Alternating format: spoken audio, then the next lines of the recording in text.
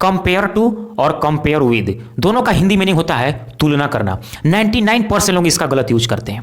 देखिए दोनों वर्ड्स अलग अलग है और दोनों का प्रयोग अलग अलग होता है। कंपेयर टू का प्रयोग वहां पे होता है जहां पे कोई दो अलग अलग चीजों में समानता दिखाना हो तो वहां पे कंपेयर टू का प्रयोग होता है। जैसे ही कंपेयर्ड रानी टू अ रोज, उसने रानी की तुलना गुलाब से की। रानी एक अलग चीज है, गुलाब एक अलग चीज है और दोनों में जब तुलना की गई है तो यहां पे कंपेयर टू का प्रयोग हुआ है। कंपेयर टू का प्रयोग हुआ है। He compared Rani to a rose. He compared her son to a young lion, उसने अपने बेटे की तुलना एक छोटे शेर से की। बेटा की तुलना देखिए एक छोटे शेर से की गई है। तो बेटा और शेर दो अलग अलग चीज है, दो अलग अलग चीजों में जब समानता दिखाने के लिए तुलना की गई है तो यहां पे कंपेयर टू का प्रयोग हुआ है। कंपेयर टू का प्रयोग हुआ है। तो कंपेयर टू का प्रयोग वहां पे होगा जहां पे दो अलग अलग चीजों में समानता दिखाना हो तो वहां पे कंपेयर टू का प्रयोग होगा। कंपेयर विद, इसका भी हिंदी मीनिंग होता है तुलना करना, लेकिन इसका प्रयोग दो समान चीजों में अंतर दिखाना हो या समानता दिखाना हो तो वहां पे कंपेयर विद का प्रयोग होता है। जैसे compare your answer with the solution, अपने उत्तर की तुलना दिए गए हल से करो। तो देखिए आपका जो आंसर है और जो सॉल्यूशन है दोनों एक ही चीज है,